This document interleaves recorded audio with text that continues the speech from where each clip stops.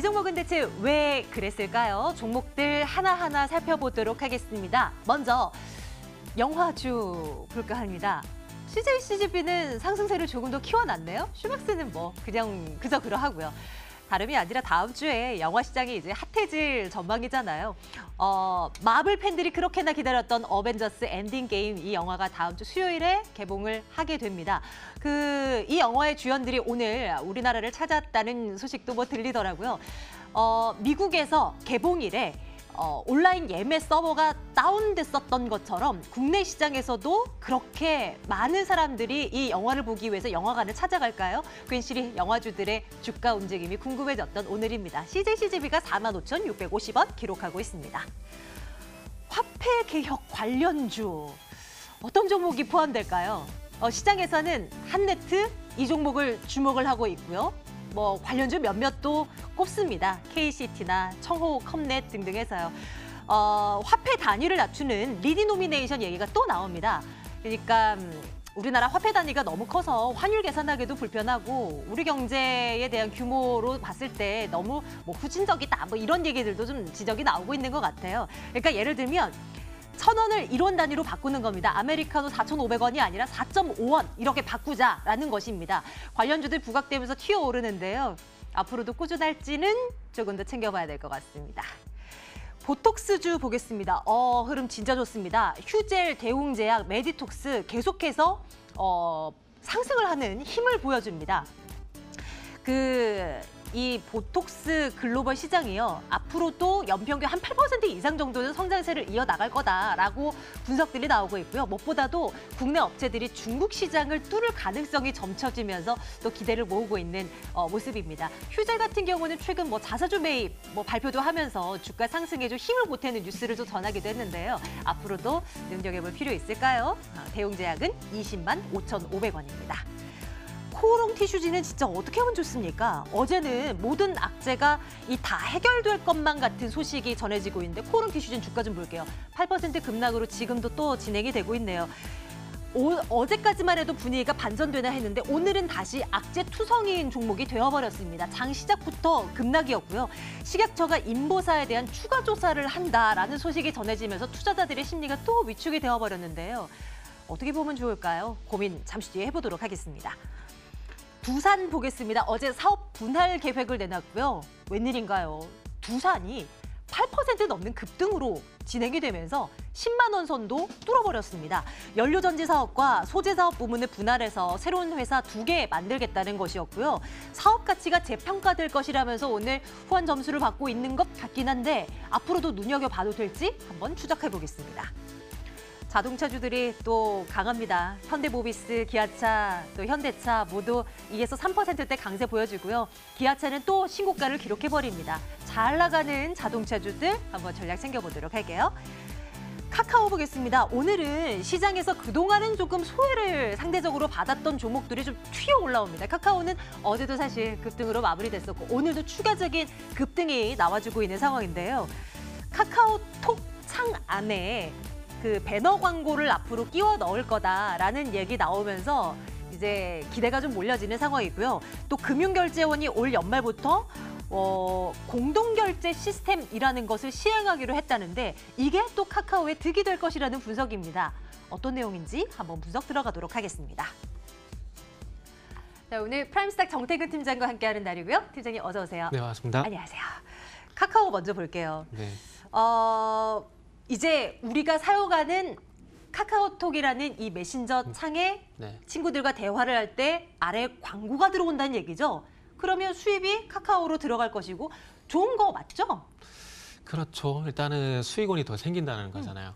그래서 결론적으로 봤을 때 배너 광고든 카카오페이 비용 감소 등 이런 부분들이 어쨌든 수익이 더 늘어난다는 관점에서 보시면 될 것 같아요. 저는 개인적으로 농협하고 카카오의 가장 큰 강점이 저는 네트워크라고 생각을 합니다. 무슨 얘기냐면 카카오 같은 경우에도 우리나라 같은 경우에 4,380만 명의 사용자가 있어요.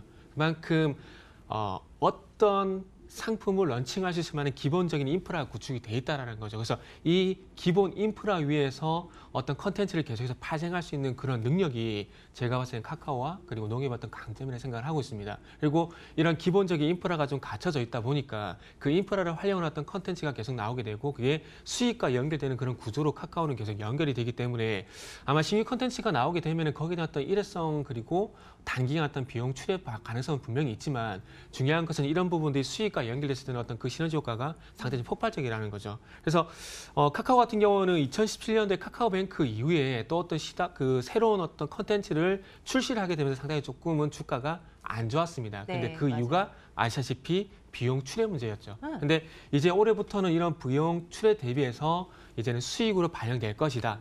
이런 부분들이 제가 봤을 때는 가장 큰 이득인 이유인 것 같습니다. 그래서 어쨌든 뭐 배너 광고를 늘린다는 것은 그 광고 수익이 들어오게 되잖아요. 네, 그럼 네. 그런 부분도 영업이익, 단기 수익에 반영이 되고 그러면 실적에 대한 부분도 턴어라운드가 될 것이고 그리고 저는 송금 수수료 같은 경우에는 저는 뭐 기존 은행권들 같은 경우는 송금 수수료를 낮추기 때문에 악재지만은 뭐 인터넷뱅크 같은 카카오뱅크 같은 인터넷뱅크 같은 경우 이제 시작해서 진출하는 시장이기 때문에 수수료가 낮아진다고 하더라도 그 수익은 어쨌든 그 수익원이 확보가 된다는 측면에서 보게 된다라면 저는 가장 큰 강점이지 않나라는 좀 생각이 좀 들어요. 그래서 어쨌든 서두에 말씀드렸듯이 결론적으로 수익원이 늘어나게 되면서 이 수익원으로 인해서 실적도 턴어라운드가 되고 그리고 주가도 턴어라운드가 될 가능성이 높기 때문에 카카오 같은 경우에는 좀 긍정적인 평가를 좀 받는 것 같아요.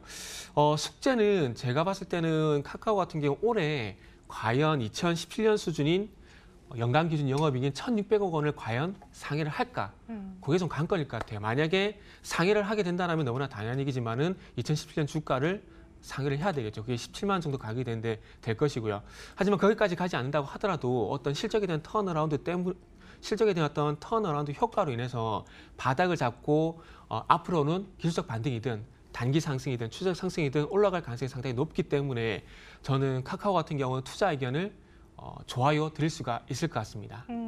카카오에 대한 이야기를 이 시간에 나오면서 좋아요 의견을 받은 적이 거의 없었어요. 네, 거의 없었는데 이제는 좀 달라지고 네. 있는 것이 느껴지는 것 같아요. 그동안에 인풋만 많았잖아요. 뭐 네. 사업 늘리고 투자하고 했는데 이제는 아웃풋이 어느 정도 잡히기 시작한다면 주가에도 당연히 근데 이제는 의견이 반영이 많이 좀 바뀌실 것 같아요, 전문가분들이. 오, 그럴 예. 것 같아요. 예. 제가 볼 때는 지금 뭐 이틀만 놓고 판단하기에 조금 무리가 있긴 하지만은 네.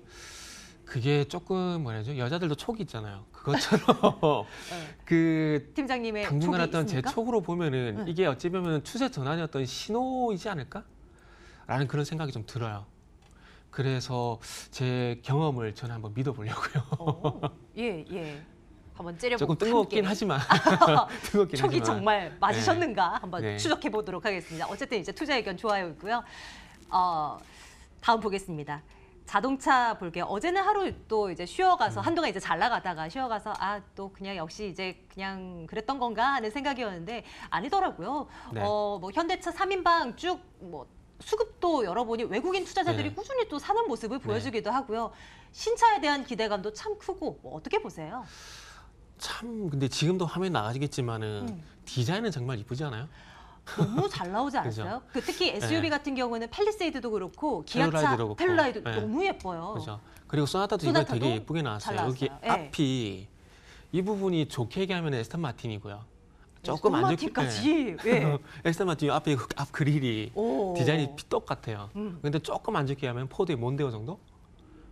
네. 그 정도 되는 디자인인데 어쨌든 네. 그 아무튼 디자인에 되게 많이 신경을 썼어요. 근데 네, 이번에 맞아요. 데려온 디자인이 전에 벤틀리 있었다고 그러더라고요. 그래가지고 조금 거기 있는 수석 디자인을 데려오게 되면서 디자인이 많이 좀 개선됐다 그러더라고요. 그래서 이런 이 디자인 효과로 인해서 제가 봤을 때는 이번에 그 팰리세이드도 그렇고 이 소나타도 그렇고 아마 선풍적인 좀 인기가 좀 있을 것 같아요. 그래서 이런 인기들로 인해서 이제 결론적으로 봤을 때는 이제 매출과 연결이 되느냐, 이 매출과 연결이 되게 되면서 분기 그리고 연간 기준 영업이익이 전환이 될 것인가.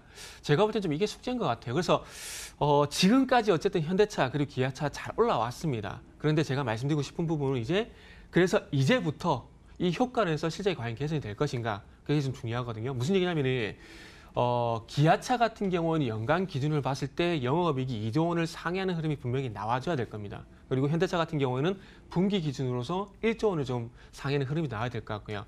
그래서 현대차 같은 경우는 조금 이미 먼저 올라가지고 이제 그 시험대에 놓여 있다라 좀 보시면 될 것 같아요. 그래서 현대차 같은 경우는 지금 이제 주봉 차트를 보게 되면 관건이 이 13만 5천 원대의 어떤 돌파 이 부분이 제가 볼 때 좀 관건일 것 같아요. 왜냐하면은 지금 선을 좀 그어드렸지만 현대차 같은 경우는 13만 5천 원에서 이 16만 원대 구간까지 박스권 흐름을 보일 때 그때 당시에 현대차 이 분기 기준 영업이익이 1조 원대에서 1조 5천억대 나왔었어요. 네. 근데 지금은 1조 원을 하회를 하게 되면서 아시다시피 주가 13만 5천 원을 이탈을 해버렸거든요.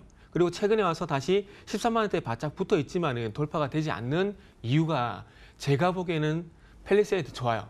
그러나 실적을 한번 확인해보자는 그런 심리가 제가 봤을 때 분명히 좀 깔리지 않았나 이렇게 좀 생각을 하고 있고요.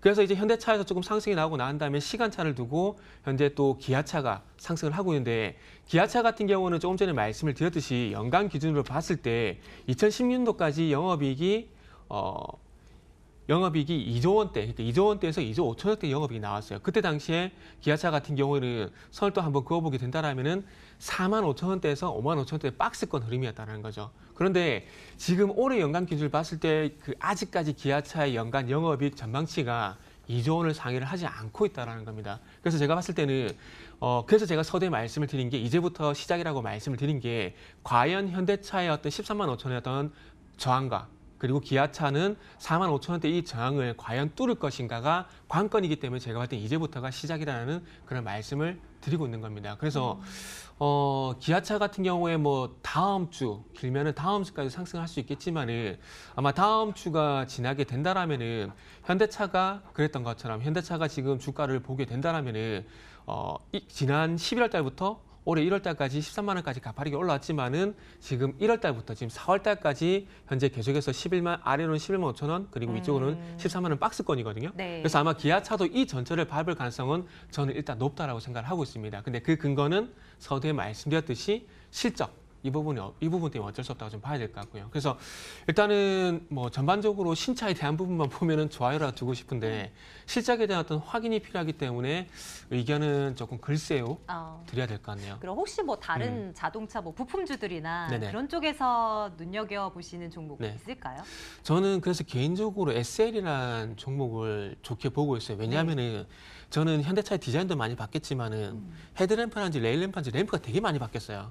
팰리세이드 같은 경우도 마찬가지로 뒤에 레일램프가 되게 이쁘거든요. 램프로 인해서 확연히 분위기가 달라진 그렇죠. 거는 네. 근데 그 램프를 공감이에요. 만든 회사가 SL이에요. 아하. 그리고 법인이 미국에 있고요. 아, 네. 그래서 제가 봤을 때는 부품주를 본다라면 저는 SL 그 종목을 한번 보는 게 괜찮을 것 같아요. 네. 네.